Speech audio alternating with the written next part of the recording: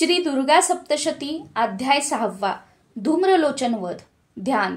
ओम नागाधीश्वरी बैसली funny मनी दीप्तानळे शोभली देही कांती अशी दिवाकर जशी नेत्रत्रये रेखिली माळा कुंभ कपाल अंबुज करा चंद्रार्ध डोई दिसे सर्वज्ञेश्वर भैरवांकणी अशी पद्मावती ध्यातसे। ओम ऋषिरुवाच देवीचे ऐकुनी ऐसे दूत विद्रोह तो करी दैत्यराजास विस्तारे कळवी व्रत जाहले ऐकोनी दूत वचना सक्रोध दैत्यराज तो धूम्रलोचन दैत्यांच्या सेनापतीशी बोलत त्वा धूम्रलोचना जावे आणावे ओढुनी तिला धरुणी केसदुष्टेचे बलात्कारे करोनिया तिच्या संरक्षणासाठी यक्ष गंधर्व होकुनी अवश्य तत्क्षणी त्यांना वधावे त्वा महाशुरा। ऋषिरुवाच आज्ञांकित असा शीघ्र तो दैत्य धूम्रलोचन 60 सहस्र दैत्यांची सेना घेऊन चालला।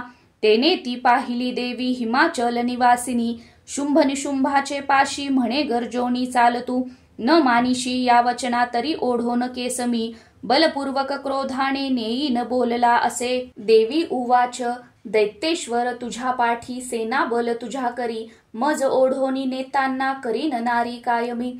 ऋषिरुवाच ऐसे बोलत धावे तो असुर धूम्रलोचन हुंकार मात्रे अंबेच्या तत्क्षणी भस्म जाहला दैत्य सेना महाक्रोधी धावली अंबिकेवरी बाणशक्ती परशुंचा थोर वर्षाव चालला देवीचा वाहन सिंह आयाळ हलवुनी या गर्जुनी सैनिका माझी पडला कुदुनी त्वरे दाढा पंजे तीक्ष्ण मारी विदारी जबड्यामध्ये घायाळ करुनी टाकी महादैत्यासी सिंह तो नखाने फाडले कोना कोनाचे पोट तो चिरी चपेटा मारुनी कोना धडाशी करी वेगळा भुजा मस्तक तो तोडी दैत्यांचे पोट फोडुनी केसरी पीतसे रक्त आयाळ हलवुनी या अतिक्रुद्ध असा सिंह क्षणार्धी चवताळला मारी असुर सेनेला देवी प्रिय महाबली धूम्रलोचन तो मेला सिंहाने सैन्य मारले दैत्यराज महाक्रोधे शुंभ संतप्त जाहला कापती ओठ दैत्यांचे चंडमुंड महाखळ आज्ञा दे त्यास तो तेव्हा ऐका दैत्य महाबली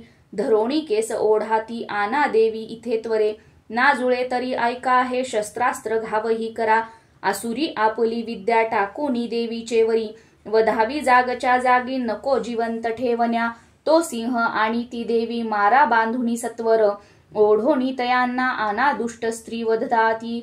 ओम श्री अच्युत विरचितायाम प्राकृत भावार्थ टीकायाम श्री मार्कंडेय पुराणे सावर्णिके मन्वंतरे देवी महात्म्ये षष्ठोऽध्यायः श्री कुलदेवता चरणार्पणमस्तु।